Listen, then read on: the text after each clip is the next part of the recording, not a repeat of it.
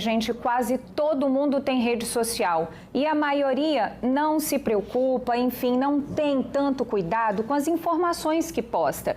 E aí, isso é um prato cheio para os bandidos. Quais são os cuidados que a gente tem que ter, hein? Aqui no estúdio eu recebo hoje o especialista em segurança, Rafael Pereira, e vou conversar também com o psicólogo Alexandre Brito. Boa tarde, obrigada pela presença de vocês. Pois é, Alexandre, falando aí, né, nesse mundo virtual, onde as pessoas compartilham tanto o tempo todo tudo que elas estão fazendo, né? Isso é uma tendência aí com essa chegada, esse boom das redes sociais e as mídias, enfim. Esse comportamento das pessoas mudou bastante, né? Porque muitos também que antes se sentiam tímidos e tudo, de um jeito ou de outro estão ali expondo, né? O seu dia a dia, a sua rotina. Isso é uma tendência? Inclusive, esses que se sentem tímidos se sentem mais à vontade, talvez, se servindo da vida virtual para poder compartilhar aquilo que não faz na vida real. Então, tem muitas vezes essa necessidade de uma conexão com o outro e que também inclui ali uma espécie de aprovação, não é à toa que tem os likes, as curtidas, enfim, mecanismos para fazer que tenha um certo engajamento.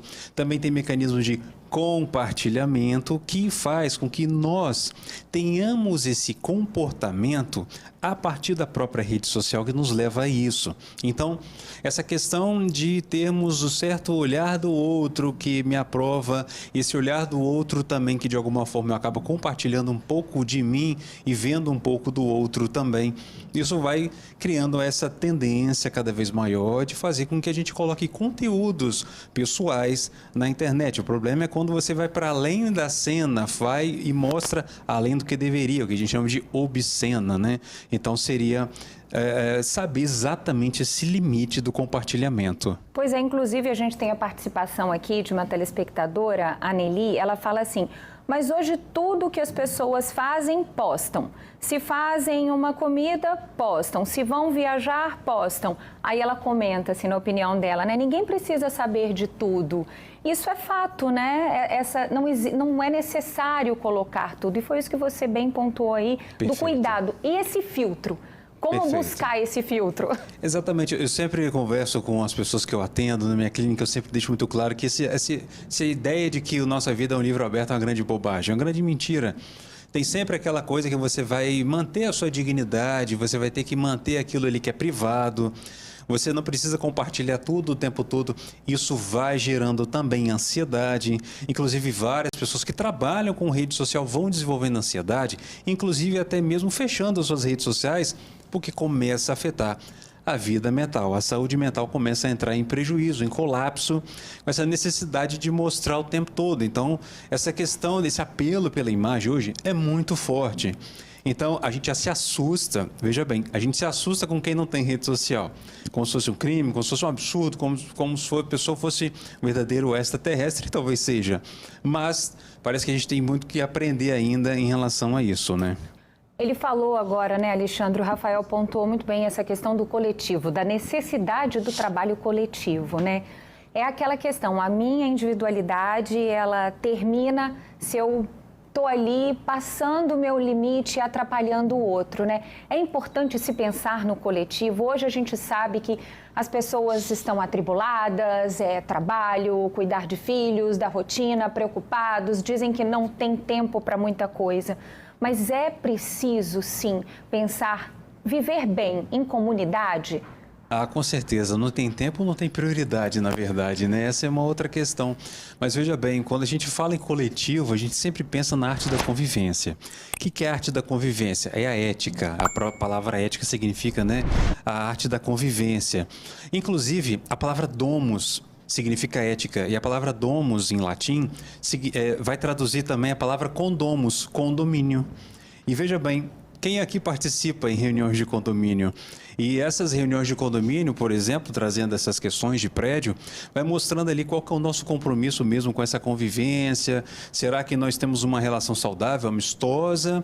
Ou cada vez menos nós não conhecemos os nossos vizinhos? Até mesmo em bairros. Você falou nesse caso dos prédios, né? Mas também conviver com a casa vizinha, as pessoas que moram no bairro vizinho, essa questão também, né? Perfeito. E isso mostra o quanto nós nos nos desconectamos. Parece que a gente quer se conectar na vida virtual, mas a gente se desconecta dessa vida habitual. É muito mais comum, talvez, em regiões de interior, regiões menores, mas nós vamos vendo que em grandes cidades a questão do domus, que é a questão da ética, e condomos, o condomínio, que é onde a gente convive com outros, mas muitas vezes a gente vê o outro como inimigo, como insuportável, como aquele que gera um certo problema, e não mais como aquele que pode contribuir com um pedacinho, né, com um pouco de sal, com um pouco de aquilo que falta em casa. Pelo contrário, vai criando esse distanciamento, e isso vai abrindo brechas também para a insegurança, porque assim vai abrindo alguns pontos cegos justamente para que a gente não saiba lidar com essa questão da segurança coletiva, né?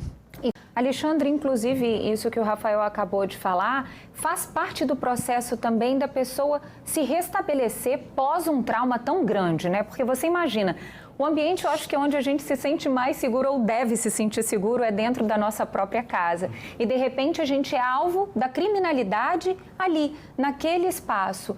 Isso também é importante, esse processo de ir, de fazer a queixa, registrar, por mais doloroso que seja, e não negar a violência e a insegurança, né, Alexandre? Com certeza. Quando você nega um problema, o que acontece com o problema é que ele cresce, na verdade, né?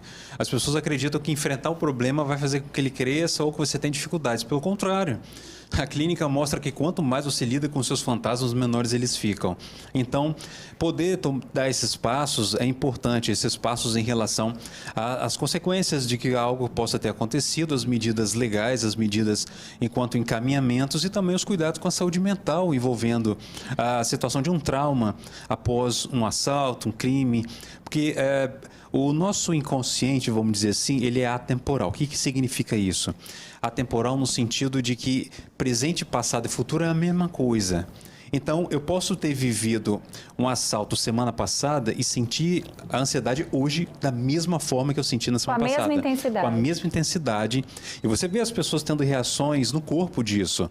Então, também esses cuidados em saúde mental para as vítimas é muito importante. A gente também que tem que ter um certo tempo, porque também outra coisa que acontece, isso que ele falou sobre a negação, muitas vezes a ficha demora a cair. Sim. Você pode ter sido assaltado, ser vítima de uma situação.